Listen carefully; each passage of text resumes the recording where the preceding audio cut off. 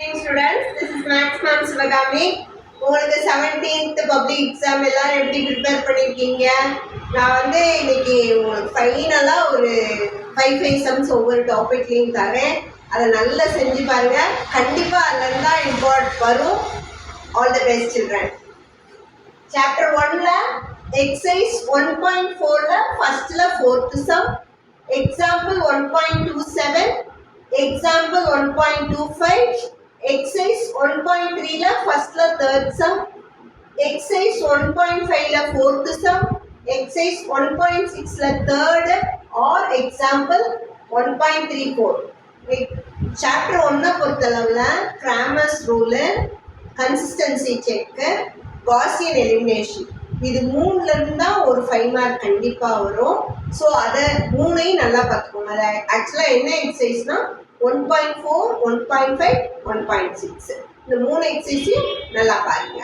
அடுத்தது 2 second chapter வந்து example 2.34, exercise 2.8ல 4th சம், எக்ஸசைஸ் 2.8ல 6th சம், எக்ஸசைஸ் 2.6ல செகண்ட் சம், எக்ஸசைஸ் 2.4ல 7th sum, triangle inequality, exercise 2.7ல 6th சம். இந்த செகண்ட் சாப்டரை பொறுத்தளவுல 2.8லேருந்து நிறைய சம் கேட்டுகிட்டே இருக்காங்க. 2.6, 2.7, 2.8 இந்த மூணு எக்ஸசைஸையும் நல்லா பார்த்துருங்க. அதுதான் 5 மார்க் டாபிக். அடுத்தது தேர்ட் சாப்டர் பொதுவாக 5 மார்க் நிறைய வர்றது கிடையாது. ஆனாலும் நம்ம படிச்சுக்கணும். இந்த 5 மார்க்கை நல்லா பார்த்துருங்க. எக்ஸசைஸ் 3.5ல 7th sum, example 3.24, example 3.15, exercise 3.3 la 5th sum, example 3.18. exercise 3.4 நல்லா பாருங்க.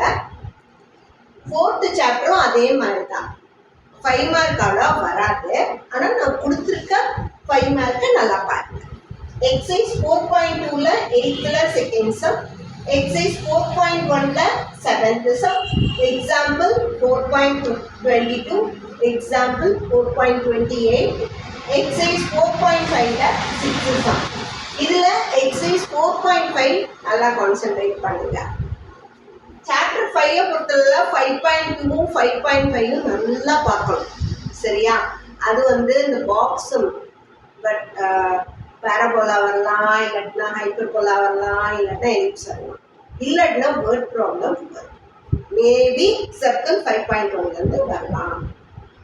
சாப்டர் 5 பொறுத்தளவில் எக்ஸாம்பிள் 5.10, எக்ஸசைஸ் 5.5ல 8, 7, 9 இந்த மூணு சம்மும் பார்த்துருங்க.